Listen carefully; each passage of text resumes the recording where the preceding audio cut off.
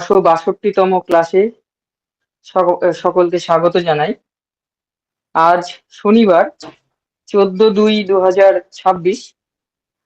আজকে আমাদের আলোচ্য বিষয় খুবই গুরুত্বপূর্ণ একটা বিষয় নিয়ে স্যার আলোচনা করবেন। লক্ষণ মিলিয়ে ওষুধ দিলেই হবে না, হোমিওপ্যাথি এক অন্য সমীকরণ। আমরা এই আলোচনা শুনবো আমাদের শ্রদ্ধেয় স্যার ডক্টর রঘুনাথ ঘোষ স্যারের কাছে। আমি এই স্যারকে অনুরোধ করছি আজকের আলোচনা শুরু করার জন্য। তার আগে আপনারা কেউ ভিডিও ওপেন করবেন না, আনমিউট থাকবেন, এটা অনুরোধ রইল। স্যারকে আমি অনুরোধ করছি আলোচনা শুরু করার জন্য। স্যার শুরু করুন। আজকে সঞ্চালক দীপেনকে জানাই অসীম অগাধ ভালোবাসা। হোমিও দর্পণ গ্রুপে উপস্থিত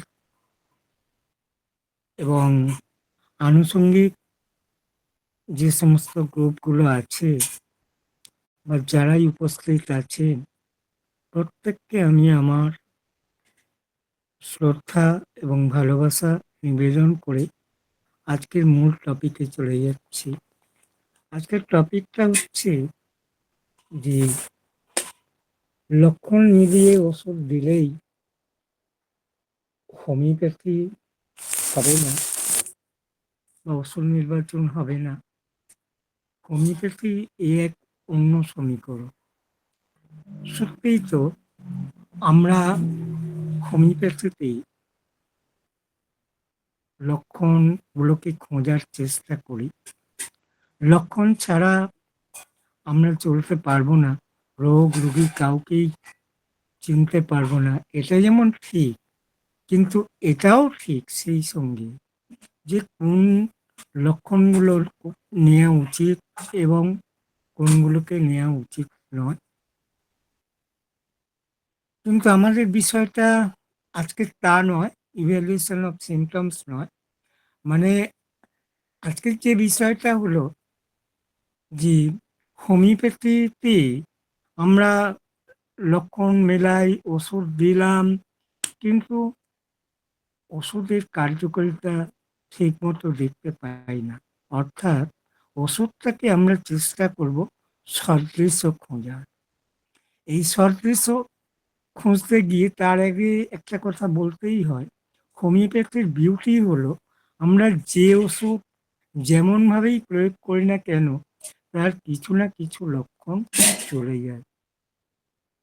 এইখানটায় আমরা অনেকেই ভাবি বোধহয় আমাদের ওষুধে কাজ হচ্ছে বা উপশম হচ্ছে বা স্থায়ী উপশম বা আরোগ্য হচ্ছে, কিন্তু কোন সিমটমসগুলো থাকা উচিত আর উচিত না সেটা এখানে আলোচনার বিষয় না। আজকে বিষয়টা হচ্ছে শুধু ওষুধটাকে নিয়ে, ওষুধের দিকেই আমরা তাকাবো। তাহলে আমরা এই সদৃশ্য খোঁজার চেষ্টা করব। উদাহরণস্বরূপ বলা যায়, পেটের গণ্ডগোলে রোগীকে আমরা হয়তো পালসেটিলা নির্বাচন করলাম। কিসের ভিত্তিতে? না পায়খানার ধরন, রং, গন্ধ ইত্যাদির উপর আমরা একটা ওষুধ নির্বাচন করলাম। এটা এখানে কার সদৃশ্য হলো?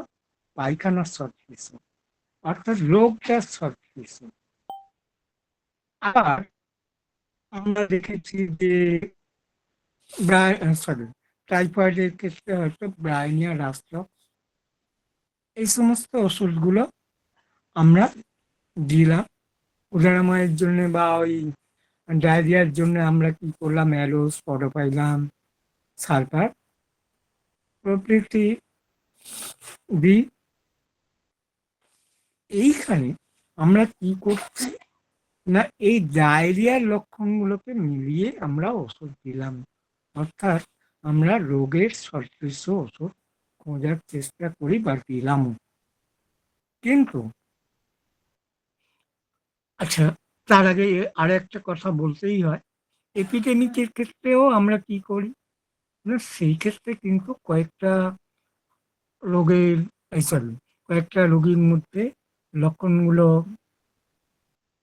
নিই, রোগের লক্ষণগুলো নিয়ে সেখানে কিন্তু একটা ওষুধ নির্বাচন করি। এই ক্ষেত্রেও কিন্তু আমরা রোগটা রোগের সদৃশ খুঁজতে চেষ্টা করছি বা ওষুধ দিয়ে থাকি। এখন এরপরে কি করি? এইটা এক ধরনের রুগীদের মানে করা হয়, আমরা করি। দ্বিতীয় প্রকার চিকিৎসকরা কি করে? দ্বিতীয় প্রকার চিকিৎসকরা ওই উদারময়ের সাথে যোগ করে দেন গরম কাতর, নম্র, ভদ্র, শান্ত, যেটা আমরা পালসেটিলার মানসিক অবস্থা লক্ষণগুলো পাই, সেইগুলো অ্যাড করে দিলেন। এভাবে অনেকেই আমরা চিকিৎসা করি এবং এই হচ্ছে দ্বিতীয় প্রকারের চিকিৎসক। কিন্তু এর পরও রুগী ভালো হয়নি, রোগটা আবার ঘুরে ফিরে এসছে অথবা অন্য কোনো রূপে ফিরে এসছে। এইবারে কি করলাম আমরা? না, টোটালিটি অফ সিমটম করতে গিয়ে ফ্যামিলি হিস্ট্রি, পাস্ট হিস্ট্রি আর সমস্ত লক্ষণগুলো তথ্যভিত্তিক সমস্ত কিছু নেওয়া হলো, নেওয়ার পরে ওষুধ দেওয়া হলো। এখানেও কিন্তু রোগ ভালো হয়নি। ইন্ডিকেটেড রেমেডি আমরা যেটা প্রয়োগ করছি সেটা কিন্তু ঠিক আছে, তবুও কেন ভালো হলো না? এটা তো আমাদের কাছে প্রশ্ন থাকতেই পারে। এরপরে আমরা কি করলাম? না, ওই রোগী তত্ত্বের সাথে আমরা অ্যাড করলাম যে আনকমন, রেয়ার, পিকুলিয়ারির ক্ষেত্রে যেগুলো অ্যাপালিজম খুব সম্ভবত 106 পরে যেগুলো বলা আছে অর্গানম মেডিসিনে, সেখানে বলেছে যে a few in number but very characteristic symptom. অর্থাৎ আমরা 106 যেমন বলা আছে সেই মতো করেও আমরা ক্যারেক্টারিস্টিক সিমটমস নিলাম। যেমন শরীরে শ্বাসকষ্ট, শুলে আরাম হয়। আমরা কি জানি যে শ্বাসকষ্ট সাধারণত শুলে বেশি হয়, কিন্তু হরিনাম সেই ক্ষেত্রে শুলে উপশম হয়। এইটা হচ্ছে ক্যারেক্টারিস্টিক সিমটম। এখানেও দেখা গেল যে টাইম টু টাইম রিলিফ হচ্ছে বটে, কিন্তু রোগী আরোগ্য হচ্ছে না। এগুলো আমরা যা যা করলাম সবই কিন্তু হ্যানিম্যানের কথা মতোই আমরা চলছি।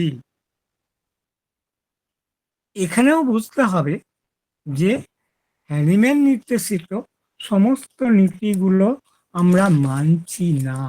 অর্থাৎ তিনি অর্গানম মেডিসিনে যেভাবে আমাদেরকে বলেছে সেই সমস্ত নীতিগুলো আমরা মানছি না। তাহলে আমরা আরেকটু আগে যাওয়ার চেষ্টা করি। সেখানে কি দেখলাম আমরা? Mild disposition with the symptoms of disease, এটা বাদ দিয়ে রোগী ভালো হয় না। আমরা প্রত্যেকেই জানি এবং অর্গাননে এটা খুব জোরালোভাবে বলা হয়েছে। যখন আমরা কোনো কাজ করি তখন আমাদের হাত হয়তো অবলম্বন, কিন্তু সেখানে মাইন্ডাই সব। তাহলে আমরা বলতেই পারি যে মাইন্ড ইজ দ্য কি টু দি ম্যান। এখন এরপরে আমরা কি করছি? না, দি প্রেজেন্ট মেন্টাল স্টেট গুলোকে আমরা দেখার চেষ্টা করছি, খোঁজার চেষ্টা করছি। মানে রুগীটা কেমন আছে? কষ্টে আছে, না ভয়ে আছে, না তার মধ্যে কোনো ফিক্সড আইডিয়া ডেভেলপ করেছে, ভ্রান্ত ধারণা ডেভেলপ করেছে, সেইগুলোকে আমরা খোঁজার চেষ্টা করব। আমরা এখানে অ্যাপোলিজম নাম্বার 177, 147, 152 এই সমস্ত অ্যাপোলিজমগুলোকেও কিন্তু খেয়াল করব। এখন আমাদের কাছে প্রশ্ন, who is the sick? Man is the sick. কে অসুস্থ? না, মানুষটা অসুস্থ। এত কিছুর পরেও কিন্তু রোগ ভালো হয়নি। রোগীরা একই কষ্ট নিয়ে বারবার ফিরে আসছে, অথবা অন্য কোনো কষ্ট নিয়ে।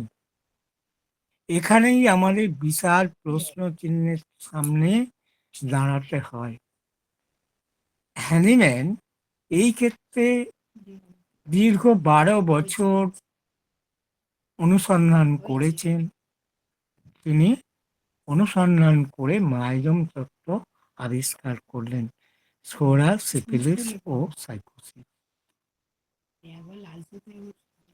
টোটালিটি অফ দি সিমটমস এর পর তার মাইজমেটিক অবস্থান আমাদের দেখতে বললেন। আমরা দেখলাম। উদাহরণস্বরূপ আমরা বলতেই পারি, বাত রোগীতে আমরা হয়তো লিজাম্পাল দিলাম বা দেয়া হলো, বা গায়ের চুলকানি জন্য আমরা রাস্তা পূজা দেয়া হলো। কিছুদিন পরে আবার ফিরে আসলো ওই কষ্ট নিয়ে। কেন এমনটা হলো?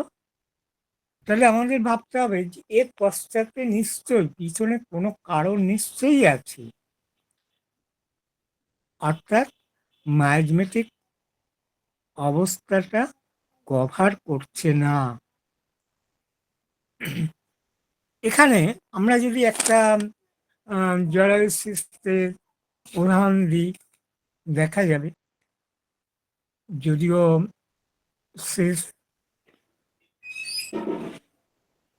এবারে আমরা কি করলাম? আমরা এই জরায়ুর যে সিস্ট পেলাম, সেখানে কিন্তু রোগীটাকে চেনার চেষ্টা করব। কিরকম? না, উদাসীনতা আছে তার মধ্যে, নির্জনে ক্রন্দন করে এবং আস্তে দুর্গন্ধযুক্ত ঝাঁঝালো স্রাবও তার মধ্যে পাওয়া গেল।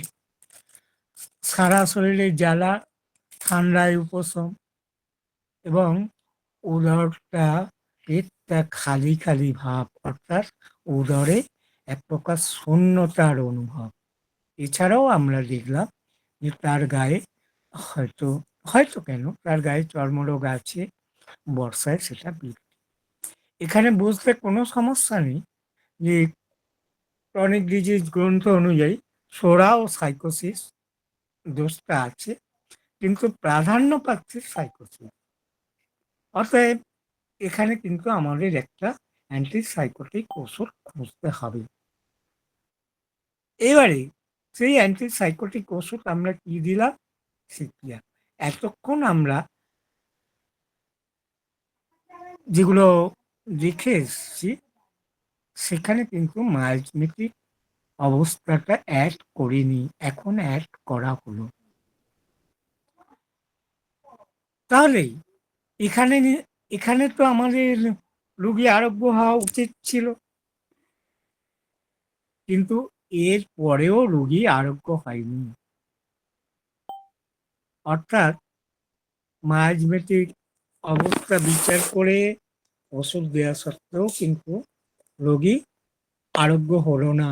টিপিক্যাল সিপিআর রোগী, মানে ইন্ডিকেটেড যে রেমেডি, সেটা সিপিয়া এবং অ্যান্টিসাইকোটিক ওষুধ যেটা দিতে বলা হয়েছে তাও দেওয়া হলো, তবুও স্থায়ী উপশম হলো না, বা ওই যে টিউমারটা সেটা গেল না। যদিও আমরা এখানে টিউমারকে কোনো লক্ষণ হিসাবে ধরিনি, বাড়ি দিয়েছি, এবং তার দেয়ারই কথা, হ্যানিম্যান সেই শিক্ষাই আমাদের দিয়েছেন। আমরা এরকম গভীর ক্রিয়াকারী ওষুধ দেওয়া সত্ত্বেও এবং তার হায়ার পোটেন্সি দেওয়া সত্ত্বেও, উচ্চ শক্তি দেওয়া সত্ত্বেও কেন আমরা ব্যর্থ হলাম? হ্যানিম্যান নির্দেশিত সমস্ত নিয়ম কানুন আমরা ফলো করলাম, সেখানেও কিন্তু রোগী আরোগ্য হলো না।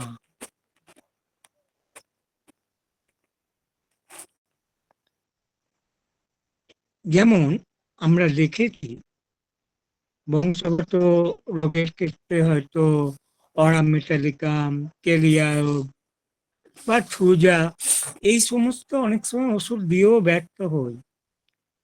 আবার বলছি, ইন্ডিকেটেড রেমেডি কিন্তু যেটা সিলেকশন হয়েছে, যদি আমরা সঠিক ধরে নিই, এই সঠিক হওয়া সত্ত্বেও কেন কাজ হলো না। আবার আমরা অ্যান্টিসেপ্টিকের ক্ষেত্রেও হয়তো দেখবো সালফার বা আরো যে সমস্ত ওষুধগুলো আছে, রোগীর ওষুধ হলো, তবুও কিন্তু আমরা ব্যর্থ। তাহলে নিশ্চয়ই আমাদের দেহতত্ত্বে আরো গভীর তন্তুতে আঘাত হানতে হবে। সেই আঘাতটা আমরা কি দিয়ে আনবো? আমরা অ্যানিম্যানের কথা মেনেছি, অ্যান্টিমায়াজমেটিক ওষুধটা যে যথেষ্ট নয়, তাহলে এরপরে আমাদের কি করণীয়? না, বংশগত রোগে নসরের একটা বিশাল ভূমিকা আছে। এখন এই নসর ব্যবহার করলে অনেক সময় রোগীরা পুরোপুরি ভালো হতে পারে, আবার ভালো না হলেও কিছুটা আরোগ্যের দিকে আগিয়ে দেবে। পরে অন্য কোনো রেমেডি, মানে ইন্ডিকেটেড ড্রাগ যদি আমরা ব্যবহার করি, তাহলে দেখা যাবে সেই ওষুধটা কার্যকরী হচ্ছে।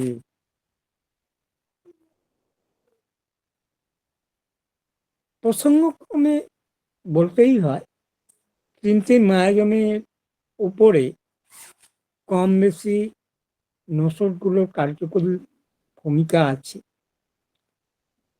তার কারণ যে আমাদের মধ্যে যে মানে পীড়া রোগ বীজটা নেওয়া হয় বা সেখান থেকে যে ওষুধটা প্রস্তুত হয়, সেই শরীরের দোষটাও কিন্তু শক্তিকৃত হয়ে যায়। এই জন্যে নসর ওষুধটা সর্বদোষ নাশক বা অত্যন্ত শক্তিশালী ওষুধ হয়।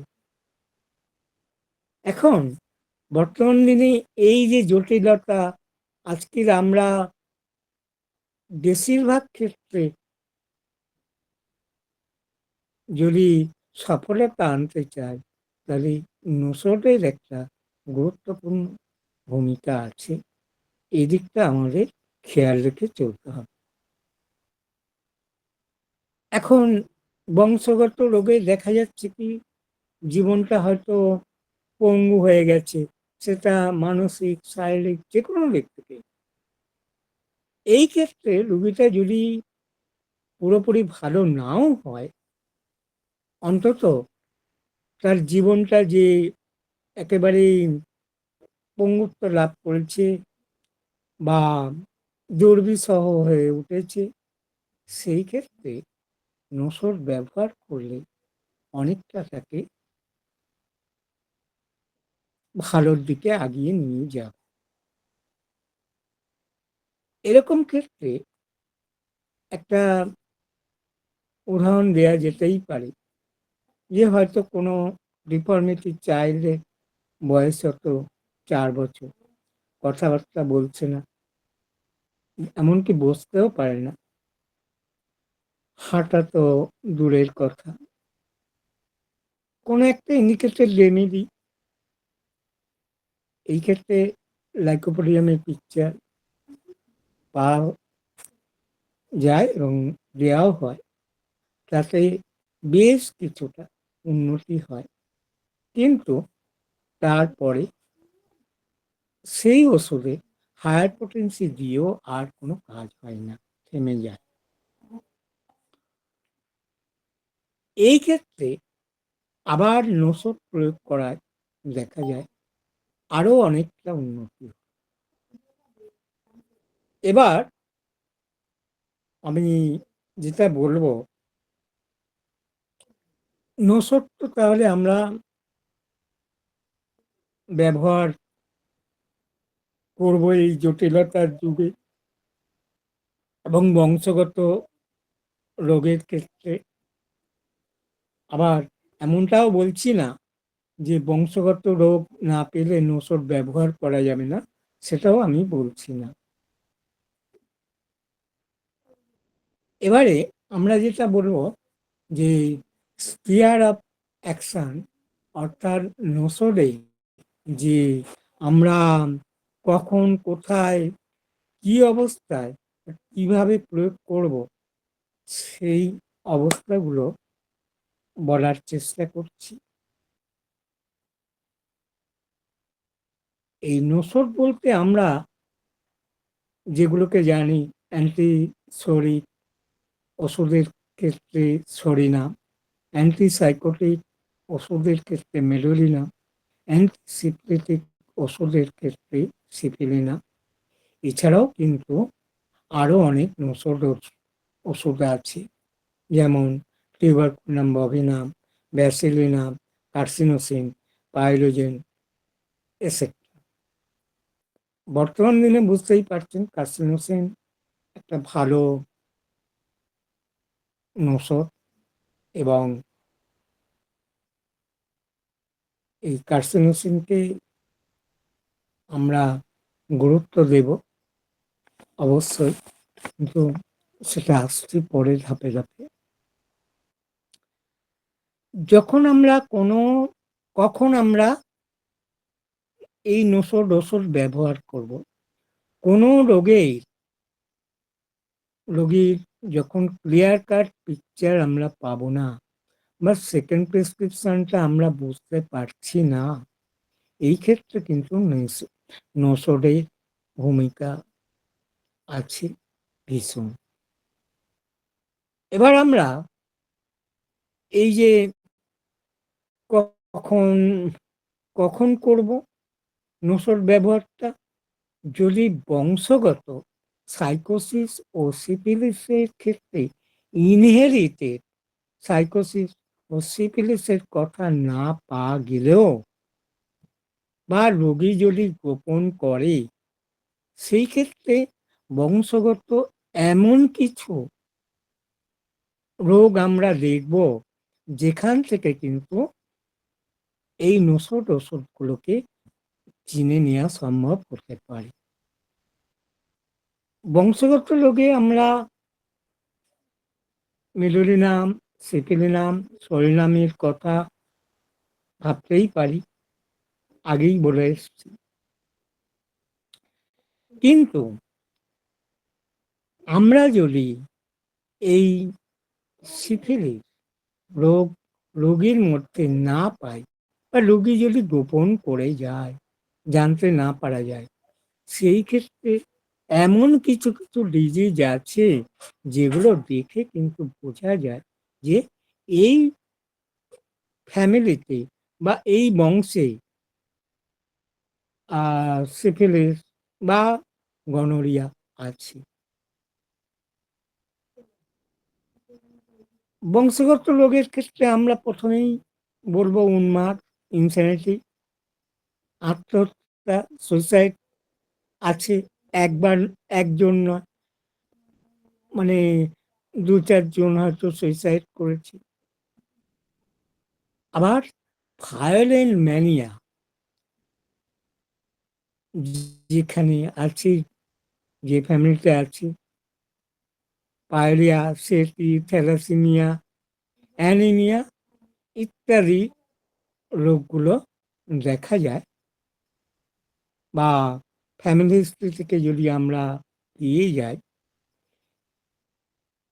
বা এই ফ্যামিলিতে যদি কোনো সন্তান জন্মায়, সে একটা সিফিলিটিক প্রবণতা নিয়েই জন্মালো। এই সব মানে যে ধ্বংসাত্মক রোগগুলো, সেগুলো কিন্তু সিফিলিসকে ইন্ডিকেট করে। এছাড়া আমরা কোনো শিশুকে হয়তো দেখলাম ছোটবেলা থেকে খুব রাতে সারা রাত কান্নাকাটি করছে, দিনে ঘুমাচ্ছে, বা জিভটা ঠোঁটটা ফাটা, জিভটা ফাটা, এবং এর যে ক্ষতগুলো সেগুলো খুব গভীর ক্ষত, ডিপ। এখন এই যে ঘুমের মধ্যে এই যে সরি মানে কান্নাকাটি করছে সারা সন্ধ্যে থেকে সারা রাত্রি, এই ক্ষেত্রে যদি আমরা ওষুধ দিয়ে না থামাতে পারি, দেখা যাবে কিছুদিন পরে হয়তো ওই বাচ্চাটাদের হাইড্রোকেফালাস ডেভেলপ করতে পারে। তাহলে এই যে সিপিলিনামকে আমরা এই সময় মতো যদি ব্যবহার করতে পারি, তাহলে অনেক দুরারোগ্য রোগকেও কিন্তু আমরা আটকিয়ে দিতে পারবো। এবারে আমরা এই জায়গাটা নিশ্চয়ই সিফিলিস পেলাম এবং সিফিলিনামের কথা ভাবতে পারি। এরপর আমরা দেখেছি যে ডায়াবেটিস বা কনজেনিটাল হার্ট ডিজিজ,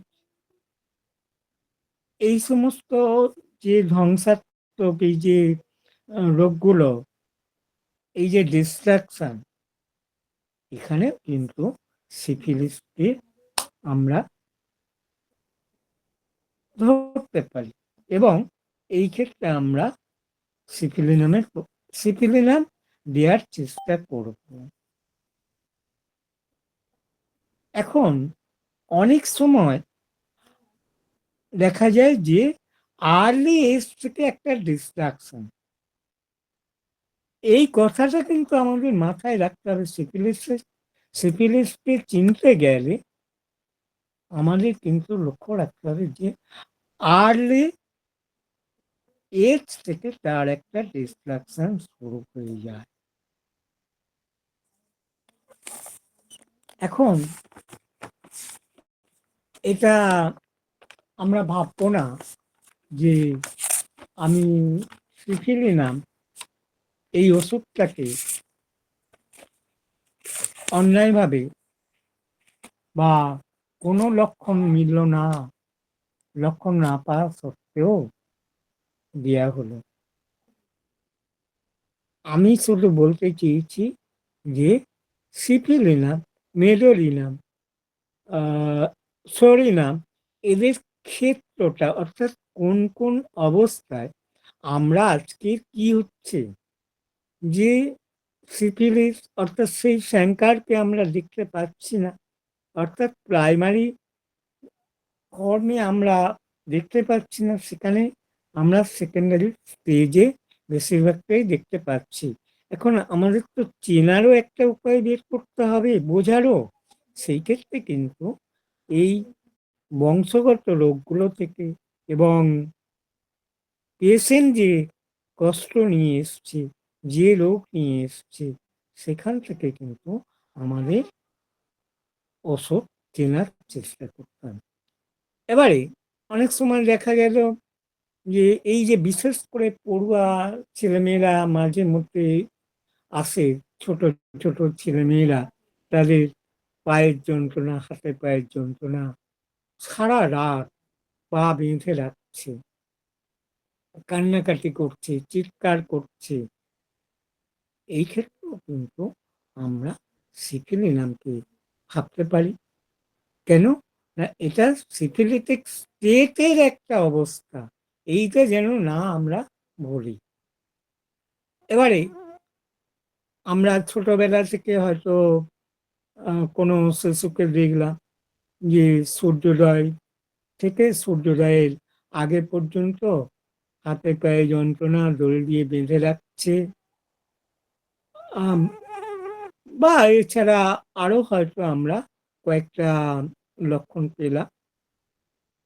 সেই ক্ষেত্রে কিন্তু আমরা মেডোলিনামকে চিন্তা করতে পারি। তাহলে এই যে হেরিডিটারি সিফিলিস, ও সাইকোসিসের যে লক্ষণগুলো, সেগুলো কিন্তু আমাদের এখান থেকে চিনে নিতে হবে। এখন অনেকে বলতেই পারি আমরা যে কই আজকে তো প্রাইমারি সেন্টার খুব একটা দেখা যাচ্ছে না, কিন্তু এটাও তো ঠিক যে এই প্রাইমারি সেন্টারগুলো যখন সাকসেস হচ্ছে, তখন কিন্তু আমরা দেখতে পাচ্ছি মুখে ঘা, জিভে ঘা, এবং একটা দীর্ঘস্থায়ী ক্ষত এবং গভীর ক্ষত, বা হয়তো দেখা গেল যে মাথা থেকে চুল উঠে যাচ্ছে, চুল উঠে মাথাটা প্রায় মানে মাথায় চুল নেই বলে এমন অবস্থা, অর্থাৎ গোছা গোছা চুল উঠে যাচ্ছে। এই ক্ষেত্রে কিন্তু সিফিলিটিক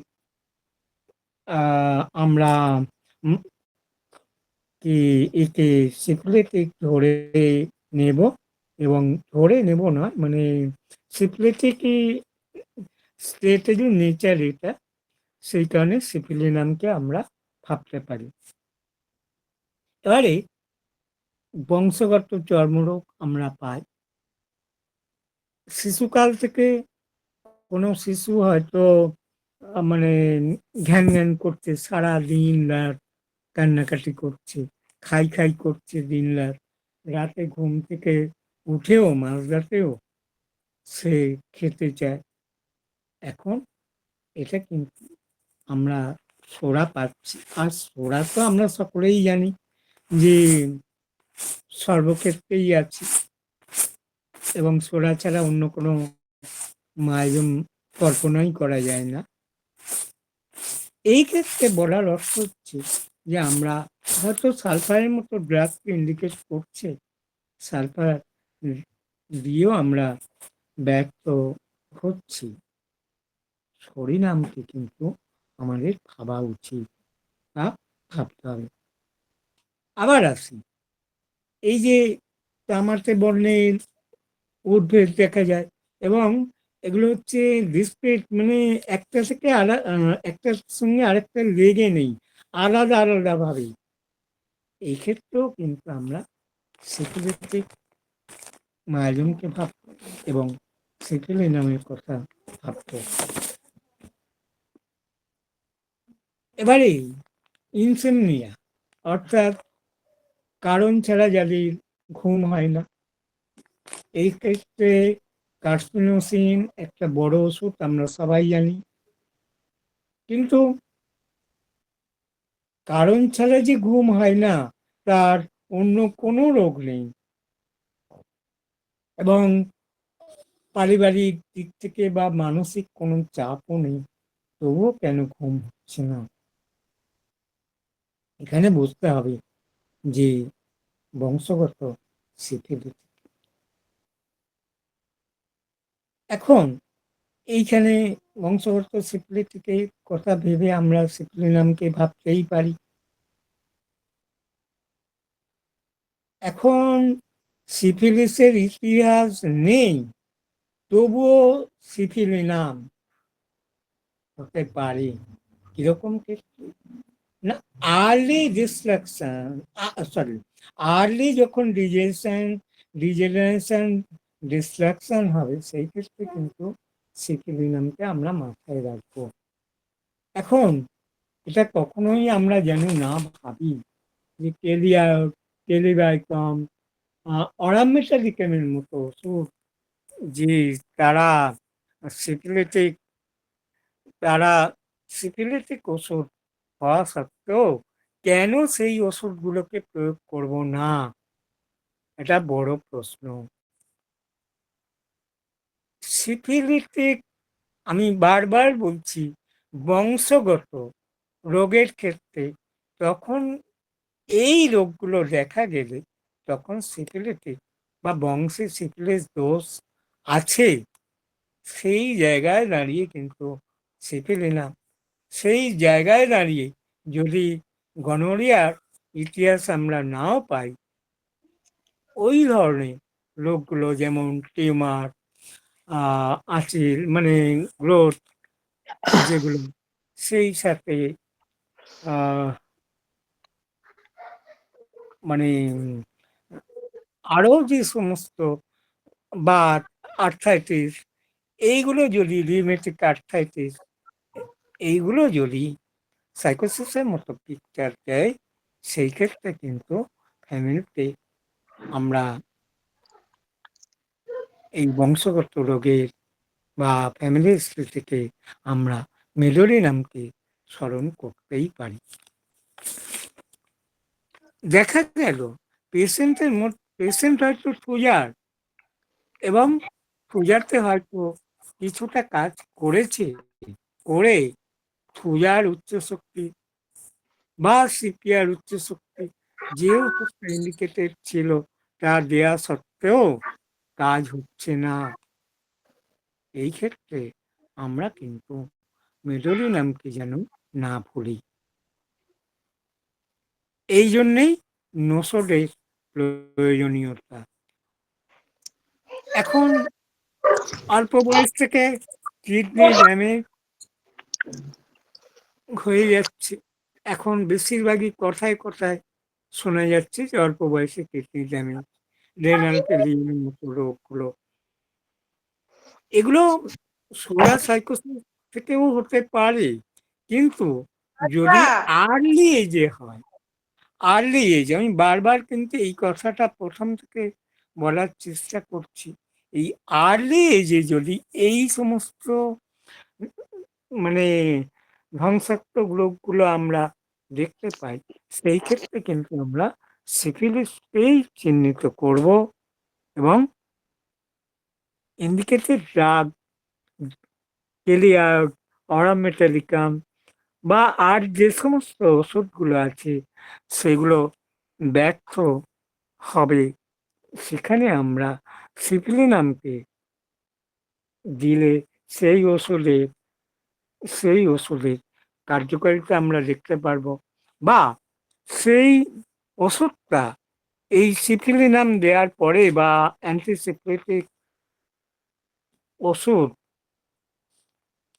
সিফিলিনাম দেওয়ার পরে যদি সেই ইন্ডিকেটেড ড্রাগটা দেওয়া হয়, তাহলে কিন্তু সেই ওষুধটা আমরা কার্যকরী হতে দেখব।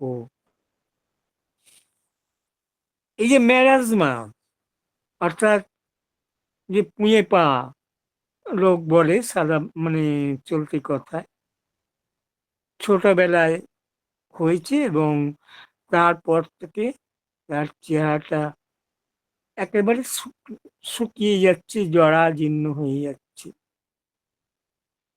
হিস্টেরিয়া আছে, হাঁপানি আছে। এই ক্ষেত্রে অ্যান্টিসাইকোটিক হিসাবে আমরা অবশ্যই মেডোরিনামকে ভাববো বা দিতে হবে। এবারে অর্ডার অফ সাকসেশন অনুযায়ী আমরা সাইকোসিসের মধ্যে বাম দিকে, সিফিলিসের ডান দিকে, সোরা সব দিকেই দেখতে পাই। যদি এই অর্ডার অফ সাকসেশন ফলো করে, এই ক্ষেত্রেও কিন্তু আমরা মেলোরিনাম, সিফিলিনাম, সরিনাম, এই ওষুধগুলো যেন না ভুলি। এখন প্রশ্ন আসতেই পারে, তাহলে এর বাইরে কি আর কোনো নোসড নেই? সেগুলো কখন দেব? সেগুলো কিছু কিছু সিমটমস সেই ওষুধের মধ্যে আমরা পাবো। অর্থাৎ আমরা সরিনামকে যদি দেখি, সেখানে তার নোংরামি স্বভাব, সেখানে শীতকাতরতা, আ, এবং এতটাই সে শীতকাতর যে গরমেও ঢাকা দিয়ে রাখতে চায়, এই সমস্ত বিষয়গুলো দেখে আমরা সরিনাম দেব না পাইরোজেন দেব, অন্যান্য দিকগুলো দেখে আমরা কিন্তু চিন্তা করতেই পারি। যেমন যদি কোনো রকম মানে আহ, বলবো ইনফেকশন জনিত কারণগুলোর থেকে থাকে, সেখানে আমরা পাইরোজেনকে বলতে পারি। পাইরোজেনের যে পালস, এই যে অবস্থাগুলো বলা আছে, সব তো এই স্বল্প পরিসরে বলা সম্ভব নয়। এইগুলোকে কিন্তু আমাদের ভাবতে হবে। তাহলে কি হবে? এই নসলের সাহায্যে আমরা বর্তমান দিনে যে জটিল অবস্থা গুলো কাটিয়ে উঠতে পারবো। সেই জন্যে আমার এই নসলের কথাটা খুব মাথায় রেখে, আমার ক্ষেত্রে যদি বলতেই হয়, আমি প্রায় বেশিরভাগ রোগীর ক্ষেত্রে নসর কোনো না কোনো সময়, কখনো কার্সিনোসিন, কখনো সিপিলিনাম, এইভাবে দেওয়ার চেষ্টা করেছি। তবে এটা কখনোই কেউই ভাববেন না যে আমি এতক্ষণ সিপিলিনাম, মেলোডিনাম আর সরিনাম এই তিনটে নিয়ে বললাম না। টিউবারকুলিনাম, বভিনাম, ব্যাসিলিনাম, কার্সিনোসিন, যে ওষুধটার কিছু কিছু লক্ষণ অন্তত পাওয়া যায়, সেই ওষুধটাকেই কিন্তু আমি দেওয়ার চেষ্টা করি। এবারে শেষ করব, বাংলাদেশে একটা 7 বছরের মেয়ের কথাই বলি। সে 7 বছর ধরে কষ্ট পাচ্ছে এবং জীবনের প্রায় শুরু থেকেই একটার পর একটা,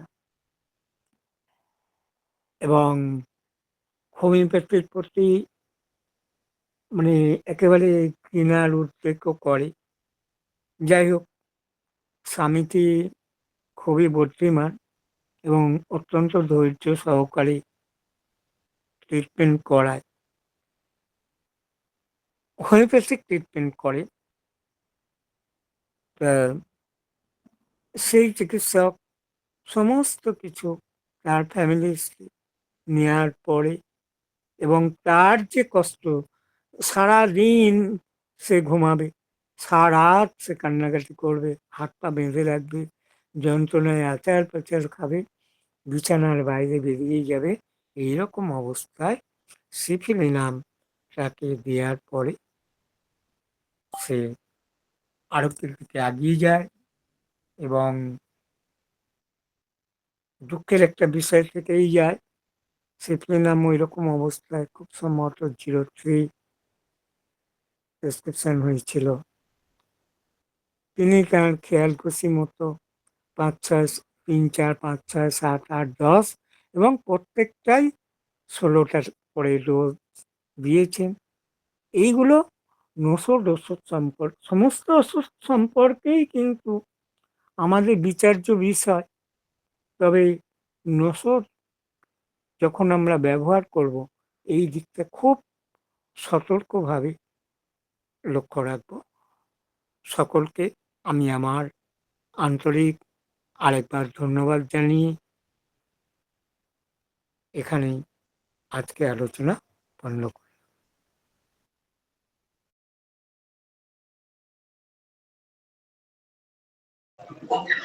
মিনি ধরো।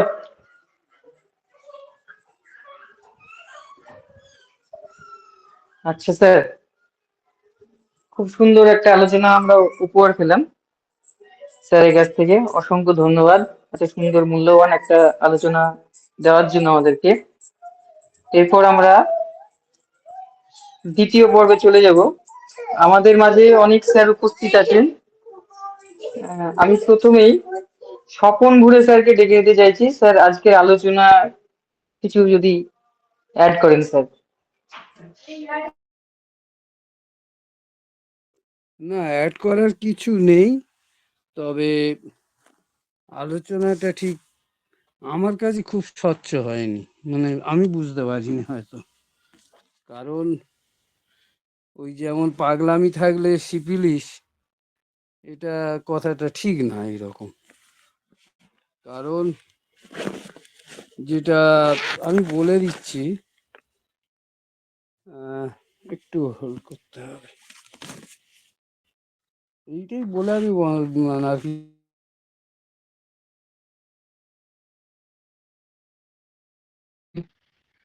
বলা হয়েছে, sycosis is more potent than syphilis as a cause of mental diseases or moral insanity. এটা বলে গেছে যে অ্যালেন, তার পেজ নাম্বার হচ্ছে ভলিউম 2, 15 থেকে না। পাগলামির ধরনটা দেখে তো আমায় বুঝতে হবে কোন মায়োজেমেটিক কন্ডিশনটা এখানে আছে। তারপরে একটা পেশেন্টের জার্নি বুঝতে হবে। শুধু ফ্যামিলি হিস্ট্রি হবে,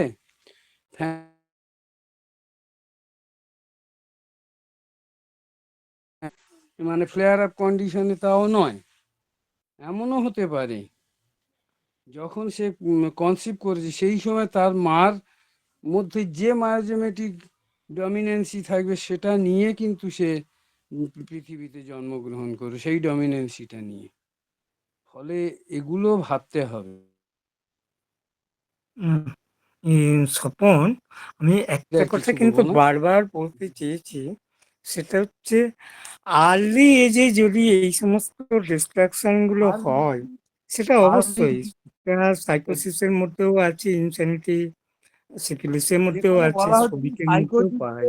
সেটা নিয়ে কোনো অ্যারেঞ্জ দ্বিমত হচ্ছে, নেই। ধন্যবাদ। হুম, সেটা নিয়ে কোনো দ্বিমত ফলে আমারও। ওইভাবে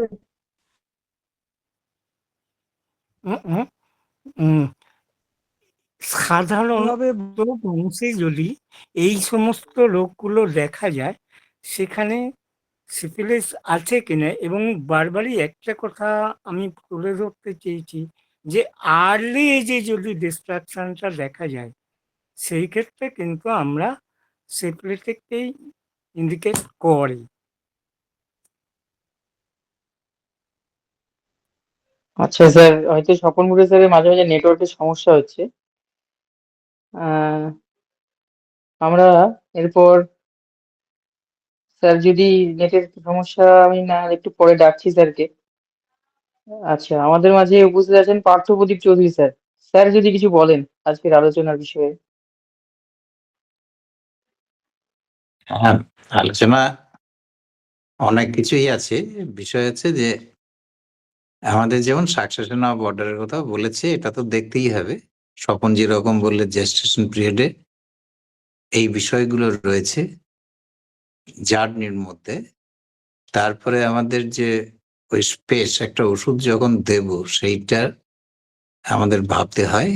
এত সত্ত্বেও যে কথাটা একেবারেই উল্লেখিত হয়নি, সেটা হচ্ছে যে আমাদের কিছু অবস্টেকেল টু কিওর এই জায়গায় আসে, যেখানে কিন্তু আমাদের ভাবতে হয়। সেখানে বিভিন্নভাবে হতে পারে অবস্টেকেল টু কিওরটা। সেটা তার দৈনন্দিন জীবন যাত্রার মানের ক্ষেত্রেও হতে পারে, আবার হতে পারে যেটা সেটার আর্লি স্টেজে হয়তো কোনো একটা অ্যাকুট মায়াজমেটিক যে স্টেটটা ছিল সেইখান থেকে সেটা কিন্তু রোগী এখনো বিয়ার করছে, সেইটা হতে পারে। হতে পারে যেমন আমরা দেখি ভ্যাকসিনেশনের একটা বড় কারণ। এই জন্য টোটালিটি অফ সিমটমস এবং গ্রান্ড টোটালিটি এই জায়গাটা তো ভুললে হবে না। সবকিছু দিয়ে অবস্টাকেল টু কিওরের কথাটা আমাদের মাথায় রাখতে হবে। এবং এই আধুনিক সভ্যতায় এত কিছু সত্ত্বেও অনেক রকমের প্রতিবন্ধকতা থাকে, বিশেষ করে মানসিক স্তরে। একদম বাচ্চা থেকে বুড়ো অবধি আমরা যে যুগে বাস করছি সেই যুগে কিন্তু এইটা একটা রয়েছে। সেখানে একটা অনেক সময় পলিটিক্যাল প্রেশার থাকে, অনেক সময় বিভিন্ন রকমের সামাজিক আহ, সমস্যা থাকে, পারিবারিক সমস্যা থাকে। এইগুলো থেকেও কিন্তু অনেক সময় আমাদের রুগীরকে একটা কাউন্সিলিং এর যে বিষয় থাকে তার সাথে একটা পারিবারিক কাউন্সিলিং এরও বিষয় থাকে। এইগুলো দিয়ে আমাদের কাটাতে হয়। এবং আধুনিক সভ্যতায় আমাদের দেখি সর্বত্রই একটা কিন্তু পলিউশন রয়েছে। সেখানে কিন্তু খাদ্য দূষণ, সেখানে বায়ু দূষণ, তারপরে আর একটা যেটা যেমন রেডিয়েশন, এখানেও কিন্তু আমাদের অবস্ট্যাকেল টু কিওর হতে পারে। এই জায়গায় কিন্তু আমাদের আরো বিস্তৃতভাবে রোগীর ওই বিষয়গুলো খোঁজ খবর নিয়ে সেইভাবে অগ্রসর হতে হবে। ধন্যবাদ। মানে সবকিছুই খুবই খুঁটিয়ে দেখার বিষয় রয়েছে, এবং রুগী যা বলে সেটাও সব নয়। সেইগুলো কিন্তু আমাদের প্রত্যেকটা সিমটমসকে ধরে ধরে জাজমেন্ট করতে হবে যে এরকম সঠিক জায়গাটা। সব থেকে বড় বিষয় যেটা হচ্ছে যে মানসিক স্তরে, এই মানসিক স্তরে যে রোগীর বর্তমান অবস্থার জন্যে, রোগীর চিন্তা ভাবনা, দৈনন্দিন জীবন ধারার মধ্যে তার কি সমস্যা তৈরি করছে এবং কোনটা বেশি রোগীকে হিট করছে, এইগুলো প্রায়োরিটি বেসিসে আমাদের ধীরে ধীরে আগাতে হবে। ক্রনিক ডিজিজ ট্রিটমেন্ট করতে গেলে একটা ওষুধেই সবটা পর্যন্ত করে না। আমরা তো দেখি যে এখন একটা যে যুগটা চলছে সেখানে 3টে মায়াজমি একদম কম্বিনেশন করে রয়েছে, কিন্তু আমাদের যেটা ডোমিনেটিং যে মায়াজমটা রয়েছে সেইটাকে করতে হবে, এবং সেই জ্বরটা খুলে গেলে আপার হ্যান্ডে আবার যে মায়াজমটা উঠে আসবে সেই মায়াজমেটিক ট্রিটমেন্টটা করতে হবে। এই জন্যে মায়াজম সম্পর্কে খুব স্বচ্ছ ধারণা আমাদের থাকতে হবে, এবং রোগীর মধ্যে এই যে খুঁজে নেওয়া, এই বিষয়গুলো খেয়াল রাখতে হবে। ধন্যবাদ সকলকে। এটুকু বলে এখনকার মতন রাখলাম। সকলে ভালো থাকবেন। স্যারকে অসংখ্য ধন্যবাদ, খুব সুন্দর একটা সংযোজন পেলাম স্যারের কাছ থেকে। আচ্ছা, এরপর আমরা ডাক্তার এস এম জাহাঙ্গীর স্যার উপস্থিত আছেন। স্যার যদি কিছু বলেন।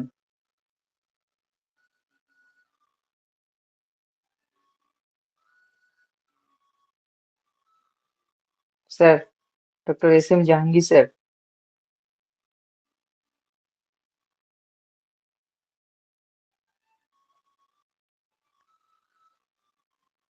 স্যার হয়তো সম্ভবত ডিভাইসের কাছে নেই। আচ্ছা, আমি সর্বশেষ ডক্টর অমরনাথ চক্রবর্তী স্যারকে অনুরোধ করছি কিছু বলার জন্য। স্যারের শরীর যদিও ভালো নেই, স্যার একটু কিছু যদি বলেন।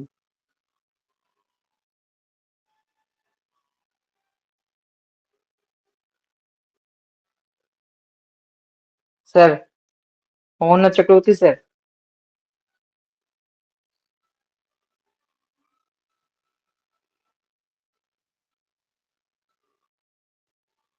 স্যার শোনা যাচ্ছে? স্যার তো মিউট বেরোয়নি, হয়ে আছে। কাটেনি তো। আচ্ছা আচ্ছা, স্যার। পার্থ খুব সুন্দর জায়গাটা ধরেছে। ব্যাপার হচ্ছে যে ওই আটকে গেলেই নশোটা যেতে হবে এরকম ব্যাপারটা নয় আসলে। হ্যাঁ, তবে আজকাল নশোটা অবশ্যই লাগছে খুব বেশি, এটা খুব অস্বীকার করা তো যাবে না। নশোর মধ্যে এখন সবচেয়ে বেশি লাগছে আমাদের কার্সিনোসিনকে বেশি লাগছে। কার্সিনোসিন, টিউবারকুলিনাম, মেডোরিনাম, এইগুলো খুব লাগছে। কিন্তু মূল ব্যাপারটা সেখানে নয়, যে যে জায়গাটা বাদ পড়ে গেছে সেইটা একটু বলছি। যে অ্যাক্টিভ মায়াজমটা চেনার একটা উপায় আছে। সেটা হচ্ছে কি, বংশগতিতে কোন ধরনের রোগ বেশি আছে 1 নাম্বার, সেই রোগের প্রকৃতিটা কেমন, সেই সাকসেশন অফ অর্ডারটা দেখতে হবে, সেটা তার বংশে কিভাবে আসছে। তার ওই একই রোগে একই কাঠামো, তার পূর্বপুরুষ বা তার নিয়ারেস্ট পূর্বপুরুষ, এইগুলো আমাকে একটু দেখতে হবে, সাকসেশন অফ অর্ডার এইগুলো দেখতে হবে। দেখতে গেলে পরে আমরা দেখতে পাবো যে কোনটা বেশি ডমিনেট করছে। এবার প্রেজেন্ট কম্পেয়ারের মধ্যে আমরা দেখতে পারি, যেটা জেন কাঞ্জিলাল অ্যালেন যেটা বলেছেন, যে তার সারাদিন রাত্রের মধ্যে বিশেষ করে মেন্টাল সিমটমের মধ্যে কোন ধরনের ইমোশনগুলো তার মধ্যে অধিক প্লে করে, এইগুলো দেখতে হবে। হ্যাঁ, এইটা তার জীবনযাত্রার মধ্যে বুঝতে হবে। এবার হচ্ছে কি, তাকে কাউন্সিলিং করা খুব খুব মুশকিল। কিরকম ব্যাপার হচ্ছে যে আমাদের কোন সমাজে বাস করছে। আমার রিসেন্ট একটা কেস আছে, স্কিনের একটা ভয়ঙ্কর কেস আর কি, স্কিনের। তা ভদ্রমহিলা বহু বছর ধরে ভুগছে, বহু বড় বড় ডাক্তার দেখিয়েছে। এটা তাকে আমি কি টিয়ে করে আমি তাকে কার্সিনোসিন 01 দিয়েছি, এবং জলে গুলে কতটা দিয়েছি মনে নেই, ভুলে গেছি। তা জলে গুলে দিয়েছি না ড্রাই দিয়েছি মনে নেই আমার এই মুহূর্তে। তা কেসটা কিন্তু দুর্ধর্ষ রেজাল্ট হলো। দুর্ধর্ষ রেজাল্ট হওয়ার পর কি করলো, তাদের ধারণা হলো যে আমি কোনো স্টেরয়েড ওষুধ দিচ্ছি, নাহলে এত তাড়াতাড়ি কমলো কি করে। তাহলে তারপর সে কি করলো, আসা বন্ধ করে দিল। এবার তারপরে বিভিন্ন রকম ওষুধ খাওয়ার চেষ্টা করছে, এই গ্যাস হচ্ছে এর ওষুধ ওর ওষুধ। এই যে ব্যাপারগুলো পেশেন্ট যখন সেলফ মেডিকেশন করার চেষ্টা করে বা ভাবনা চিন্তা করে, এই যে উচ্ছৃঙ্খল চিন্তা ভাবনা তার মাথার মধ্যে ঢোকে, সেটাও তো একটা বাধা আরোগ্যের পথে। আরোগ্যের বাধার কথা বলেছে আমাদের পার্থ বলেছে, আমি ওখানে বেশি ঢুকছি না এই জন্য। আচ্ছা, এবার হচ্ছে ইন্টেন্সিটি অফ দ্য সিমটম, এই জায়গাটা বাদ চলে গেছে। ইন্টেন্সিটি অফ দ্য সিমটম বলতে গেলে আমাকে দেখতে হবে সেটা কতটা তীব্র। কতটা তীব্র মানে কি, কতটা তার মনে প্রভাব ফেলেছে বা দেহে প্রভাব ফেলেছে, এইটা আমাকে দেখতে হবে। তীব্রতাটা যদি না মেলে তাহলে তো ওষুধ সিলেকশন ঠিক হবে না। কারণ ব্যাপার হচ্ছে যে রোগীর মধ্যে যেরকম তীব্র আছে, ওষুধের মধ্যে সে তীব্র থাকতে হবে। আমি যেমন একটা কথা বলছি যে এই জায়গাগুলো একটু বোঝা দরকার আছে। খুব ছোট একটা উদাহরণ দিয়ে বলছি।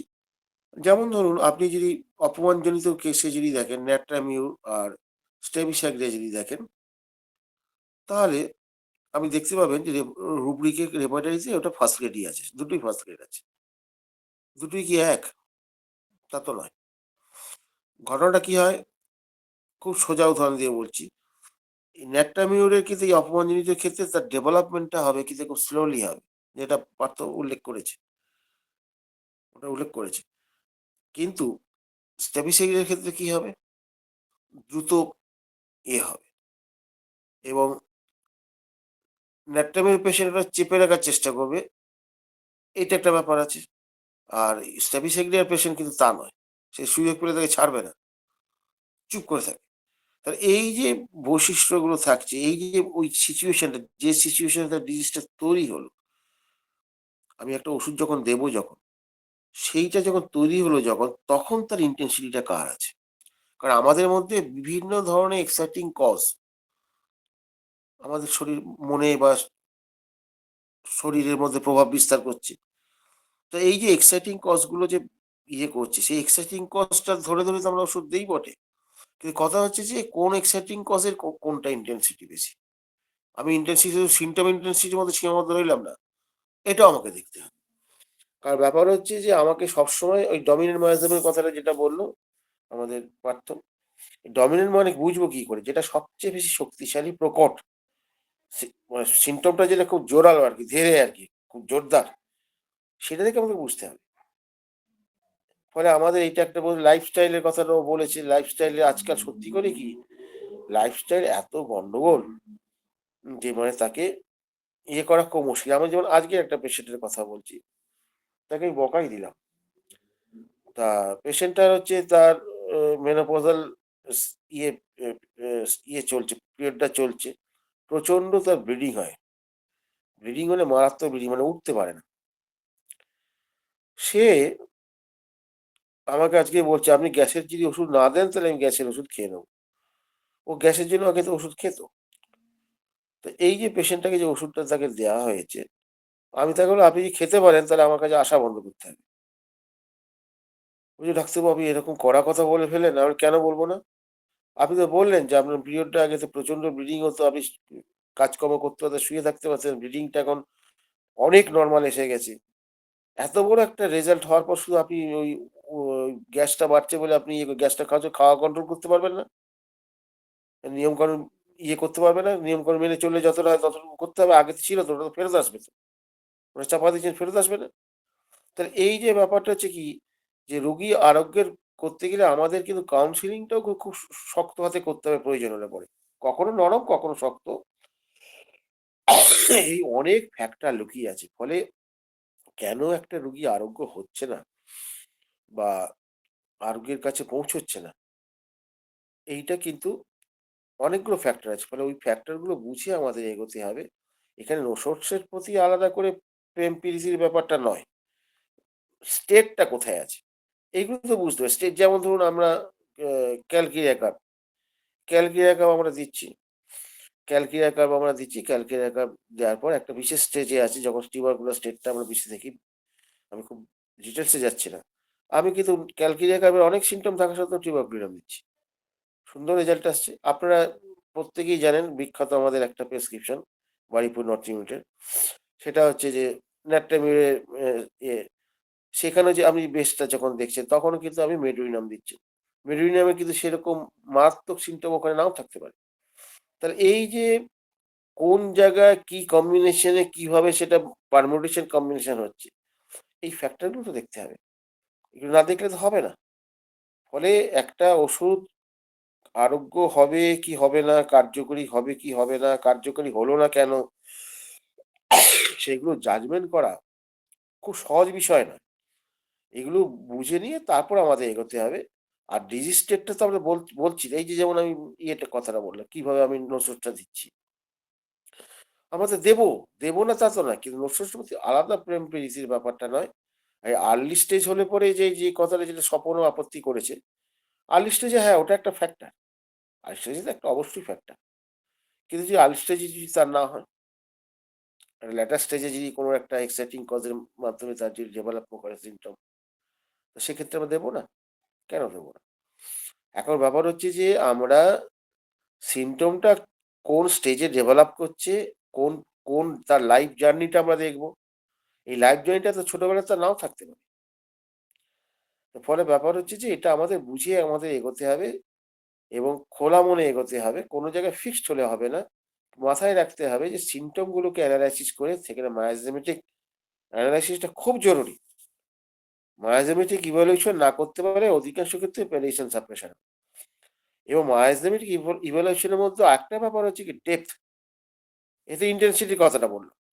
মায়াজমেটিক ডেপথ যদি আমরা কভার না করে, তাহলে ওই হাওয়া দিয়ে চলে যাবে। তার মানে বুঝতে পারছেন যে ফেলিওর হওয়ার হাজার একটা পথ রয়ে গেছে আমাদের হোমিওপ্যাথিতে। ওই জন্য আমি বলি না, ফেলিওর হওয়াটাই হোমিওপ্যাথিতে স্বাভাবিক, সাকসেস হওয়াটা অস্বাভাবিক। ফলে আমাদের সদা সতর্কভাবে এগিয়ে যেতে হবে। এবং আমি রঘুকেও খুব আন্তরিক প্রীতি জানাই, কারণ ব্যাপার হচ্ছে ও একটা খুব ভালো জিনিস তুলেছে এটা। আর সত্যি কথা বলতে কি, কারো পক্ষে এই বিষয়টা নিয়ে কমপ্লিট বলা সম্ভব নয় এইটুকু সময়ের মধ্যে। এবং এইটাকে নিয়ে যদি আমাকে কদিন বলা হয়, আমি এক একটাকে নিয়ে বলতে পারবো অনেক দিন ধরে।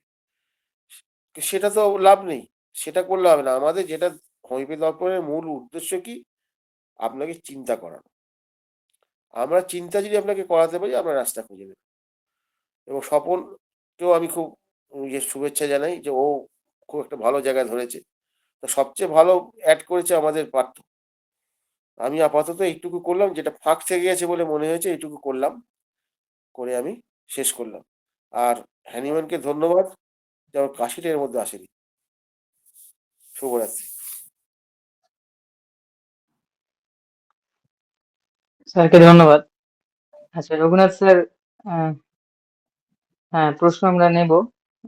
স্যারকে আমি বলছি, স্যার যদি কিছু বলার থাকে বলুন স্যার। রঘুনাথ ঘোষ স্যার, তারপর আমরা প্রশ্নটা নেব।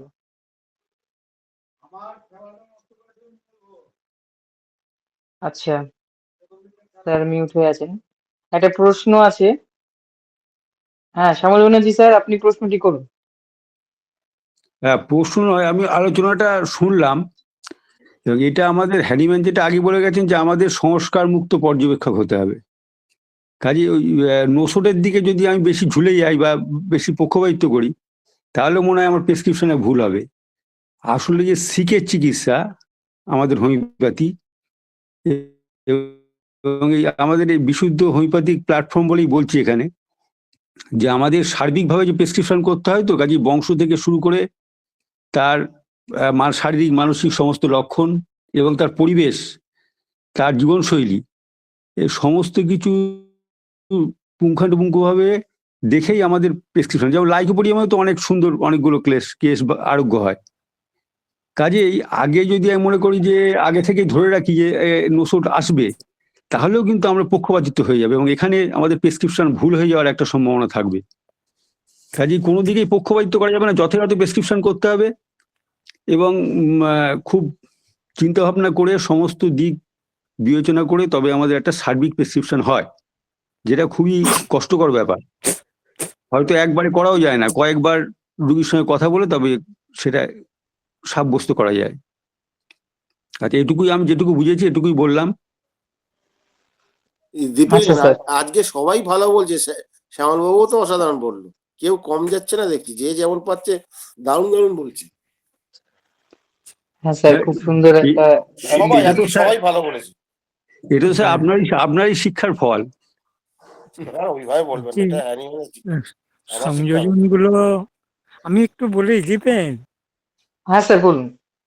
আচ্ছা, সংযোজনগুলো খুবই ভালো হচ্ছে, সুন্দর হচ্ছে, কিন্তু আমি একটা কথা প্রথম থেকেই বলে গেছি যে ওষুধগুলো কিভাবে, মানে আমরা যখন ব্যর্থ হচ্ছি এই ব্যর্থতাগুলো, তারপরে প্রথম ধাপে আমরা কে কি করছি, প্রথম চিকিৎসকরা, এক ধাপের চিকিৎসকরা, দ্বিতীয় ধাপের চিকিৎসকরা কি করছে, তারপরে আমরা মায়াজম অ্যান্টিমায়াজমেটিক ওষুধ দিলাম, সেখানেও যদি ব্যর্থ হই, তারপরে আমরা কি করব।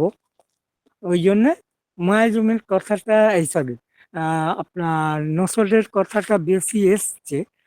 আর আমি যেটা বলতে চেয়েছিলাম যে আমরা যখন প্রেজেন্ট সিমটমসগুলো থেকে বুঝতে পারছি না কোন ওষুধটাকে দেয়া হবে, সেই জায়গা থেকে যে এমন কিছু বংশগত রোগ আমরা পাবো যেগুলো থেকে, সেগুলো থেকে চেনা যায়, যেগুলো দেখে সাইকোটিক মায়াজমের কোনগুলো, সেগুলোকে চেনা যায়, সেই ক্ষেত্রে ওই ওষুধগুলো ব্যবহার করতে বলেছি। আমার বক্তব্যটা একটু প্রথম থেকে যদি খেয়াল রাখা হয়, আমি কিন্তু ধাপে ধাপে বলে গেছি যে এই পর্যন্ত করা যায়, তারপরে যখন ব্যর্থ হই তারপরে কি করব, তারপরে কি করব। অ্যান্টিমায়াজমেটিক ওষুধ দিয়েও, ফ্লুজা, সালফার, এই সমস্ত ওষুধগুলো দিয়েও যখন আমরা ব্যর্থ হচ্ছি, তখনই কিন্তু নসদের প্রশ্নটা এসছে। তাহলে আহ, আমি পক্ষপাতিত্ব, মানে পক্ষপাত দোষে দুষ্ট যে নসর ব্যবহারে, এইটা ঠিক মানে করতে চাইনি, হয়তো হয়ে যেতে পারে। আর বিষয়টা তো তুলে ধরা অল্প সময়ের মধ্যে, সত্যিকারের কথা অমরদা বললেন যেটা, খুবই কঠিন, কারণ একটা বিশাল আলোচনা জায়গা এটা। তবে ভালো লেগেছে, সবাই সুন্দরভাবে সংযোজন করে দিয়েছেন আপনারা, ধন্যবাদ সকলকে। আর আমাদের শ্যামলদা তো যা বললেন অতুলনীয়। না, কথা হচ্ছে যে একজন ব্যাটসম্যান যখন ব্যাট করে তখন একটা বোলারের হাত থেকে কি বল বেরিয়ে আসবে, গুগলি না ফাস্ট বল না তার অন্যরকম, আগে তো থেকে অনুমান করা যাবে না। বলটা না, বেরোলে তখন তাকে সেইভাবে খেলতে হবে। হ্যাঁ, হ্যাঁ, হ্যাঁ, এবং সেই আগে থাকতে বলগুলি যদি যখন আমরা মাথায় একটু অনুমান করে রাখি যে নসরটা না হলেই চলবে না, তাহলেও কিন্তু প্রেসক্রিপশন ভুল হয়ে যাওয়ার সম্ভাবনা থাকবে। সেটাও থাকবে, কিন্তু দাদা আমি প্রথম থেকে কিন্তু বলে গেছি যে পালসেটিলা দেয়া হলো, সেখানে শুধু ডিজিজ সিমটমস গুলো নেওয়া হয়েছে, সেখানে আমরা ব্যর্থ হলাম। তারপরে কি হলো, মাইন্ড সিমটমস নেওয়া হলো, ক্যারেক্টারিস্টিক সিমটমস নেওয়া হলো, সেখানেও আমরা ফেল করলাম। তারপরে আমরা কি করলাম, অ্যান্টিমায়াজমেটিক ওষুধ বাজলাম। যদি এইখানেও আমরা ব্যর্থ হই, তখন নসরের প্রশ্ন আসছে। দেখ, ধন্যবাদ। যদি ভুল বলি সেটাও দেখবেন, আপনারা দেখেছেন, দেখবেন আগামী আলোচনায়, এটুকুই আশা আচ্ছা, রইল। অসংখ্য ধন্যবাদ স্যারকে। আচ্ছা, আর প্রশ্ন আমরা নিতে চাইছি না, কারণ অনেকটা রাত্রি হয়ে গেছে। আমরা আলোচনা এখানে শেষ করতে চাইছি। স্যারের অনুমতি নিয়ে আজকের আলোচনা শেষ করতে চাইছি। শুভরাত্রি জানিয়ে সকলকে আমিও বিদায় নেব। শেষ করো দীপেন। আচ্ছা স্যার, সকলকে শুভরাত্রি জানিয়ে আজকে আমাদের দর্পণের আলোচনা এখানে শেষ করছি। সকলে ভালো থাকবেন, সুস্থ থাকবেন। আবার আমরা দর্পণে এক হবো, আমরা মেসেজ বক্সে মেসেজে জানিয়ে দেবো। ধন্যবাদ।